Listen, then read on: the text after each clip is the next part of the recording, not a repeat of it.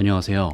코인 시장에 다양한 정보를 전달해드려 여러분들의 코인 투자에 힘이 되어주는 채널 코인 활력소입니다. 정보 전달해드리기 전에 영상 하단에 고정 댓글 보시면 저희가 무료로 운영하는 소통방인 카톡방과 텔레그램방 링크가 있습니다. 코인에 대해 나홀로 고민하지 마시고 다양한 의견 나누시며 정보 교류하셔서 꼭 성토하는 여러분이 되셨으면 좋겠습니다. 많은 참여 부탁드립니다. 그럼 브리핑 시작해 보겠습니다. 금일은 리플 XRP에 대한 소식 전해드릴 텐데, 첫째, 리플 차트 분석. 둘째, SEC와 그레이스케일 소송에 관련한 코멘트. 셋째, 리플 XRP의 생태계 호재 소식.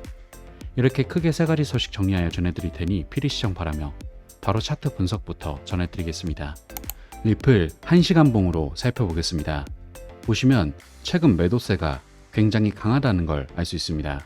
물론 앞전 이 부분은 어제 그레이스케일 관련 호재로 인한 상승이 나왔었지만 결국 박스권 안에 상승이고 채널의 하단부까지만 상승이 나왔기 때문에 아래로 하락할 가능성이 더 높다라고 보고 있습니다. 그래서 일단 보시면 이 채널의 하단부에서 굉장히 저항을 강하게 받았고 그 이후에 밑에서 만들어졌던 삼각수렴의 하단 부근까지 이탈이 나온 상태입니다.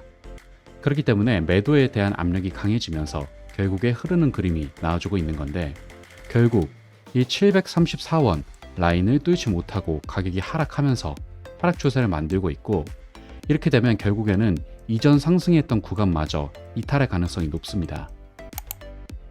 더불어 지금 구간에서 매수 매도의 힘을 쉽게 볼 수 있는 MACD 지표를 보자면 4시간 봉으로 보면 지금 MACD가 꺾이고 있는데, 물론 반등이 나왔지만 결국에는 MACD 기울기보다 꺾이는 그런 형태이기 때문에 밑으로 빠질 가능성이 높습니다.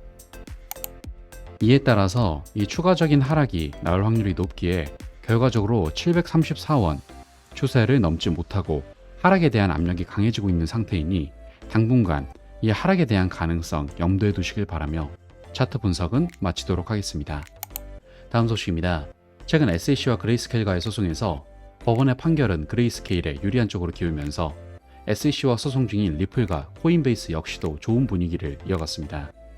여기서 SEC가 비트코인 ETF를 거부할 근거는 취약할 뿐만 아니라 암호화폐를 증권으로 분류하는 데 있어서 명확성이 눈에 띄게 부족함을 드러냈는데, 이런 규제의 불투명성 자체를 법원도 인식한 것으로 보입니다. 이러한 상황에 더 울프 오브 월스트리트라는 이름의 분석가가 말하기를 코인베이스는 SEC를 완전히 몰살시킬 것이며 게리 겐슬러는 역사상 최악의 위원으로 평가받게 될 것입니다. 그리고 모든 것이 잘 될 것입니다. 라고 말하면서 속을 통쾌하게 해주고 있는데, 이에 7리플 변호사 존 디튼 역시도 SEC의 잘못된 입장에 불만을 표명했고, 더불어 짧게 앞선 더 울프 오브 월스트리트의 발언에 실화라고 딱 한마디 하며 통쾌함을 더해주었죠. 더불어 리플의 법률 고문 스튜어트 알드로티 역시도 한마디 거들었는데, SEC는 법정에서 폭행을 당하고 있습니다.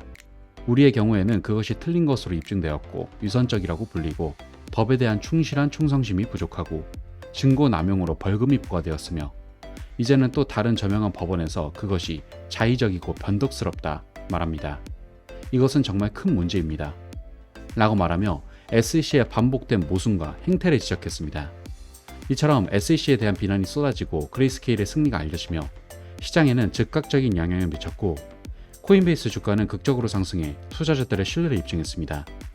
또한 그레이스케일과 같은 법적 판례는 SEC의 주장을 약화시키고 암호화폐 회사의 입지를 강화할 수 있기에 결과적으로 리플 소송에도 도움이 될 것으로 보여 기분 좋은 호재 소식으로 참고하시기 바랍니다.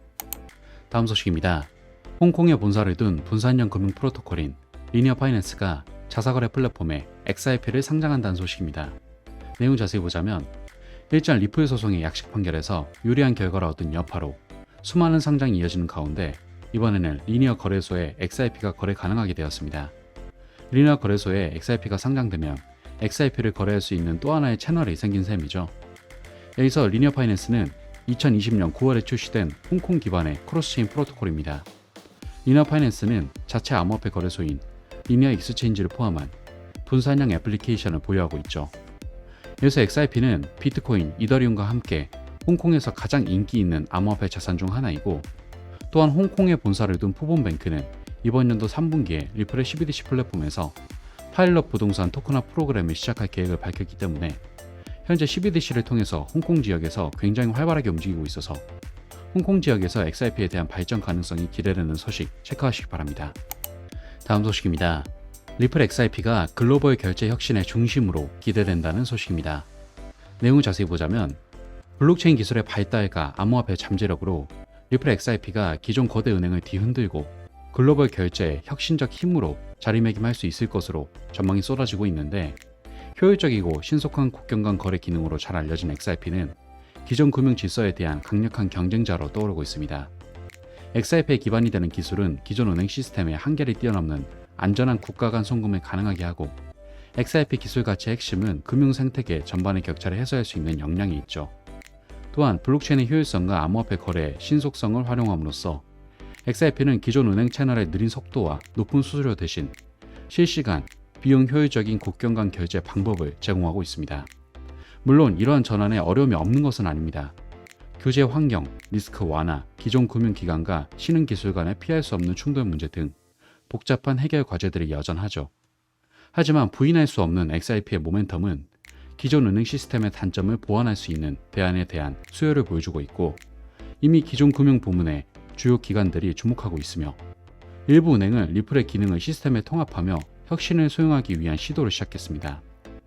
이러한 기존 금융기관과 혁신적인 기술의 융합은 현재 진행 중인 패러다임의 변화를 보여주는 것이기 때문에 몇 년 뒤에 리플은 금융 생태계의 상당 부분을 차지하고 있지 않을까 하는 기대감을 갖게 만드는 소식이었네요. 자, 여기까지 리플 소식 살펴봤습니다. 금일 전해드린 소식의 핵심으로 첫째, 리플 차트상 단기적으론 추가적인 하락이 예상된다. 둘째, SEC와 그레이스케일의 소송의 여파로 리플 소송 역시도 더욱 긍정적으로 흘러갈 수 있다. 셋째, 리플의 생태계, 특히 국경 간 송금 분야는 엄청난 가능성을 가졌다고 평가받고 있기에 리플의 미래 전망은 여전히 뛰어나다. 이렇게 크게 세 가지 포인트 정리하며 금일 브리핑은 마무리하도록 하겠습니다. 마지막으로 리플 매수를 준비 중이신 분들은 갑작스러운 반등에 따라가는 전형적인 개미들처럼 투자하지 마시고 여러가지 정보를 취합해 보면서 상승 이유와 흐름을 보고 진입하시면 좋을 것 같습니다. 하지만 대부분이 전업 투자를 하신 게 아니다 보니 항상 이슈를 찾아보고 확인하느라 한 번에 늦는다고 생각하시는 분들이 많을 것 같습니다. 그런 분들을 위해서 투자자들이 모여있는 정보 공유방을 운영 중이며 일체 유로 정보가 필요 없으니 부담 없이 참여해 보시면 좋을 것 같고, 또 본인의 보유 코인에 대한 상담 역시도 도와드리고 있으니 영상 하단의 고정 댓글 링크로 문의 남겨주시면 감사하겠습니다. 항상 구독자분들과 같이 토론하며 유익한 소통 채널이 되고 싶습니다. 많은 참여 부탁드립니다. 감사합니다.